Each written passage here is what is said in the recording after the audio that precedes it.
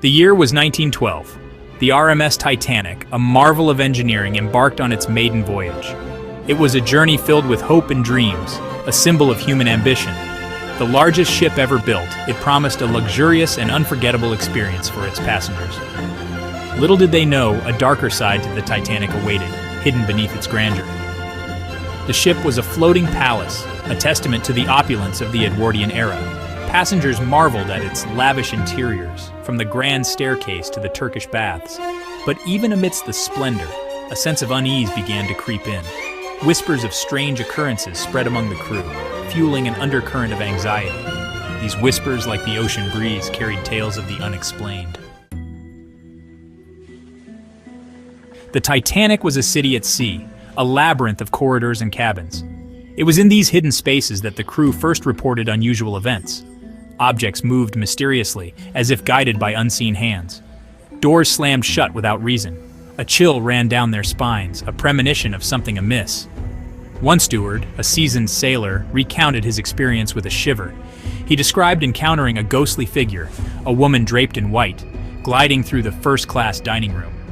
Her sorrowful eyes seemed to follow him. He later learned that the very spot he saw her was where a wealthy socialite had tragically died just days before the voyage. The story of the Lady in White spread like wildfire among the crew. Some dismissed it as an old sailor's tale, a figment of his imagination. Others, however, claimed to have seen her too. They described her as ethereal, a shimmering apparition that vanished as quickly as it appeared. A young stewardess, new to the ship, reported hearing a woman's sobs coming from an empty cabin. When she opened the door, she found nothing but a cold spot and a lingering sense of dread. These tales, whispered in hushed tones, painted a picture of an unseen presence on board the Titanic. Section 4. An unseen presence. The ghostly figure, always a woman in a flowing white dress, was often seen in the ship's lower decks. It was as if she were searching for something, her spectral form drifting through the crowded corridors. Some believed she was the spirit of a passenger who had died on a previous voyage. Others whispered that she was a harbinger of doom, a warning of the tragedy to come. One night, as the Titanic steamed across the Atlantic, an officer on watch reported seeing a figure standing on the bow of the ship. He described it as a woman, her long hair flowing in the wind. As he approached, the figure vanished into thin air. The officer was left shaken, his mind racing with questions. Section 5. The Officer's Watch. News of the officer's encounter spread quickly, adding fuel to the growing unease among the crew. What had he seen? Was it merely a trick of the light, or something more sinister? The whispers grew louder, the sense of dread more palpable. In the lower decks, where the air was thick with the smell of coal and sweat, the rumors took on a life of their own.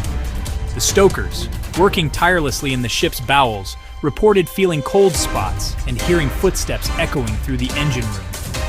Panic began to set in, fueled by the darkness and the isolation. Section 6. Fear grips the lower decks. The stories from below deck reached the upper classes, where they were met with a mixture of fascination and skepticism.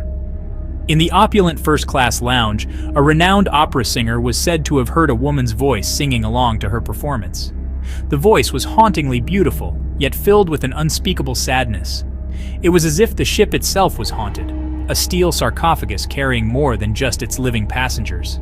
The Titanic, once a symbol of human ingenuity, had become a vessel of fear and uncertainty. And as the ship sailed on, oblivious to the icy fate that awaited, the whispers of the supernatural grew louder, a chorus of voices from beyond the grave.